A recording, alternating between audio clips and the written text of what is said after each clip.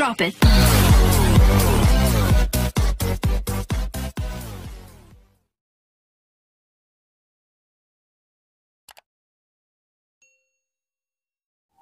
Assalamualaikum warahmatullahi wabarakatuh. Kembali lagi di channel Sahabat Medis.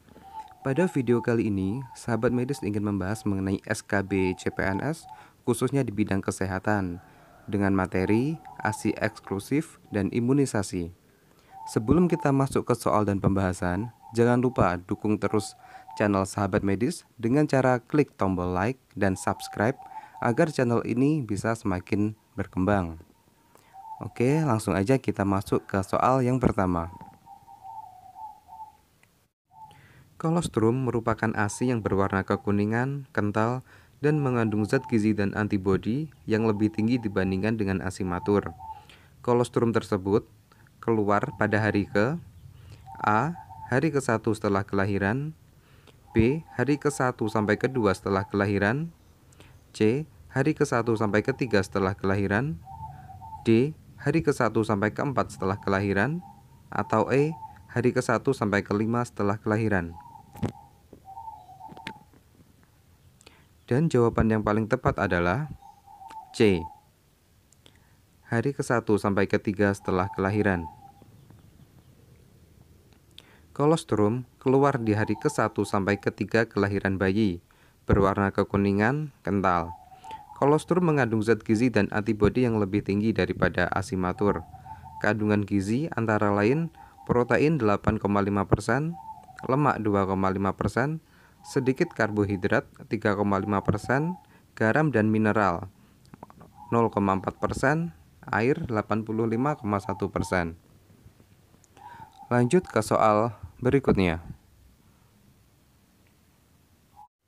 Apakah perbedaan ASI awal dengan ASI akhir? A. ASI awal berwarna keruh dan banyak mengandung zat gizi, sedangkan ASI akhir berwarna jernih. B. ASI awal berwarna bening dan cair, sedangkan ASI akhir berwarna lebih keruh. C. ASI awal berwarna lebih keruh untuk mengatasi rasa haus bayi, sedangkan ASI akhir lebih jernih sebagai sumber makanan. D. ASI awal berwarna kekuningan dan kental, serta mengandung lebih banyak zat gizi. Atau E. Tidak ada perbedaan signifikan antara ASI awal dan ASI akhir. Dan jawaban yang paling tepat adalah B. ASI awal berwarna bening dan cair, sedangkan ASI akhir berwarna lebih keruh. Pembahasannya, ASI awal, bening dan cair, kegunaannya mengatasi rasa haus bayi, sedangkan ASI akhir lebih keruh, kegunaannya sumber makanan untuk pertumbuhan, memberikan rasa kenyang. Nah, yang dimaksud ASI awal ini berbeda dengan kolostrum ya teman-teman. Kalau kolostrum tadi keluar pada hari pertama sampai hari ketiga, sedangkan ASI awal ini keluar pada hari keempat sampai dengan hari ke-10. Sedangkan setelah hari ke-10 sudah masuk ke ASI matur. Oke, lanjut ke soal berikutnya. Berikut yang merupakan manfaat ASI eksklusif pada bayi adalah A. Sebagai nutrisi lengkap, B. Meningkatkan daya tahan tubuh, C. Meningkatkan kecerdasan mental dan emosional yang lebih stabil, D. Gigi, langit-langit dan rahang tumbuh secara sempurna, atau E. Semua benar. Dan jawaban yang paling tepat adalah E. Semua benar. Manfaat ASI eksklusif pada bayi yang pertama, sebagai nutrisi lengkap. 2. Meningkatkan daya tahan tubuh. 3. Meningkatkan kecerdasan mental dan emosional yang stabil, serta spiritual yang matang diikuti perkembangan sosial yang baik.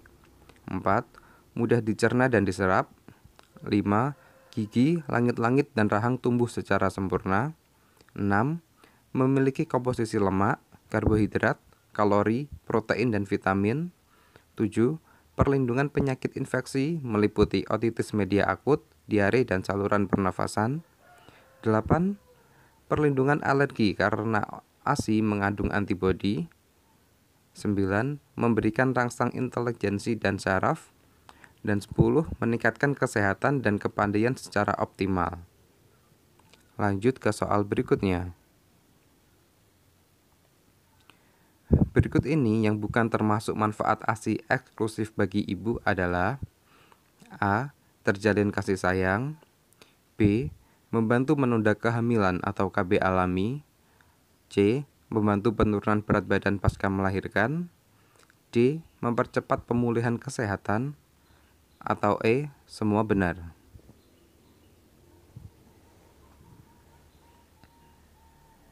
Dan jawaban yang paling tepat adalah C. Membantu menurunkan berat badan pasca melahirkan. Karena ini masih belum ada penelitian yang menunjukkan bahwa menyusui dapat menurunkan berat badan. Untuk opsi B, membantu menunda kehamilan, ini benar, karena dengan menyusui ini akan merangsang untuk pelepasan hormon prolaktin, yang mana hormon prolaktin tersebut berfungsi untuk merangsang produksi ASI sekaligus untuk menunda atau menghambat pelepasan sel telur. Jadi bisa digunakan sebagai KB alami. Lanjut ke soal berikutnya. Antigen berupa mikroorganisme yang sudah mati, masih hidup tapi dilemahkan, masih utuh atau bagiannya yang telah diolah, berupa toksin mikroorganisme yang telah diolah menjadi toksoid, protein rekombinan, yang apabila diberikan kepada seseorang akan menimbulkan kekebalan spesifik secara aktif terhadap penyakit infeksi tertentu, disebut A. Imunisasi, B. Vaksin, C. Desinfektan, D. Antibodi, atau E. Inkubasi. Dan jawaban yang paling tepat adalah B. Vaksin. Untuk opsi A, imunisasi, itu adalah tindakan pemberian vaksin. Untuk C, desinfektan, itu zat untuk mematikan atau menghilangkan mikroorganisme. Untuk opsi D, antibodi, itu zat kekebalan tubuh. Untuk opsi E, inkubasi, itu masa atau waktu yang dibutuhkan bagi mikroorganisme untuk menimbulkan tanda dan gejala pada suatu penyakit. Lanjut ke soal berikutnya. Berikut ini yang bukan jenis imunisasi pada bayi di bawah usia 1 tahun adalah A. Hepatitis B, B. Hepatitis C, C. BCG, D. Polio, atau E. Campak.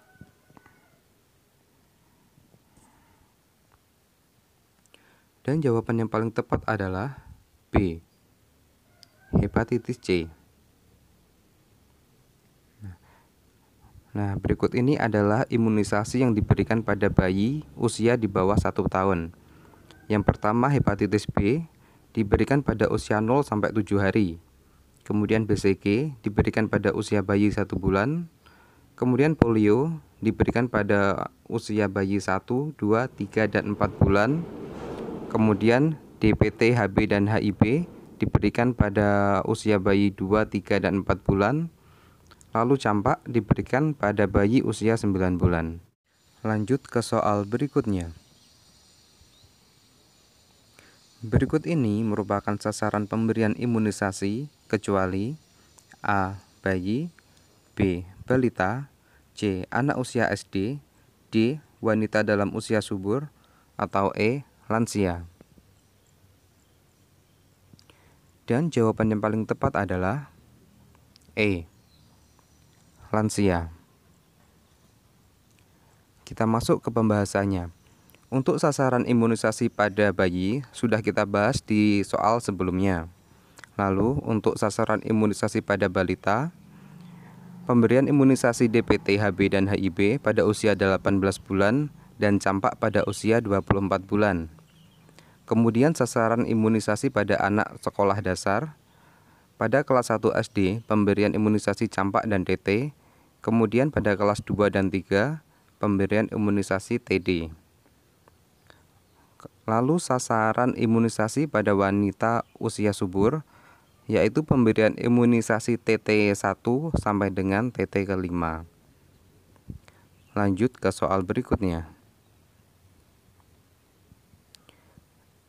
Yang termasuk imunisasi wajib adalah A. Imunisasi dasar, B. Imunisasi dasar dan imunisasi lanjutan, C. Imunisasi rutin dan imunisasi tambahan, D.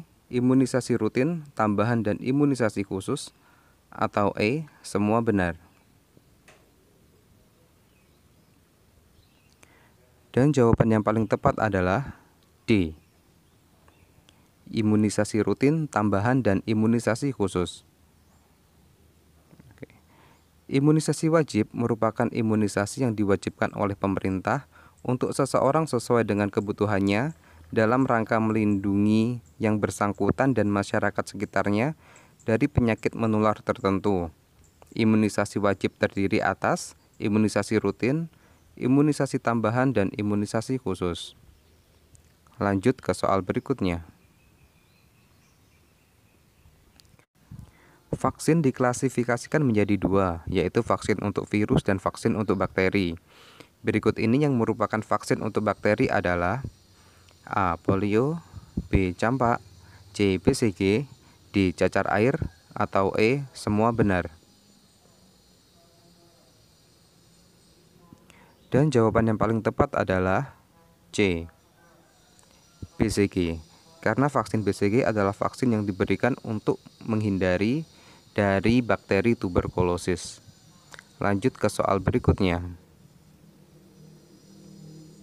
Berdasarkan daya sensitivitas terhadap suhu, vaksin dibedakan menjadi vaksin yang sensitif terhadap beku dan vaksin yang sensitif terhadap panas. Berikut ini yang merupakan vaksin sensitif terhadap beku adalah A. Hepatitis B, B. Campak, C. Polio, D. BCG, atau E. Semua benar. Dan jawaban yang paling tepat adalah A. Hepatitis B. Berikut ini adalah penggolongan vaksin.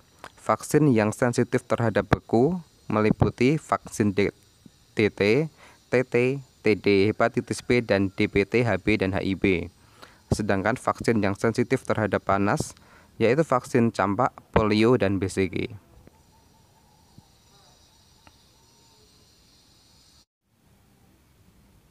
Oke, sementara cukup untuk video kali ini. Semoga kita semua diberikan kemudahan dan kelancaran untuk menghadapi ujian SKB nanti. Akhir kata, wassalamualaikum warahmatullahi wabarakatuh dan sampai jumpa di video berikutnya.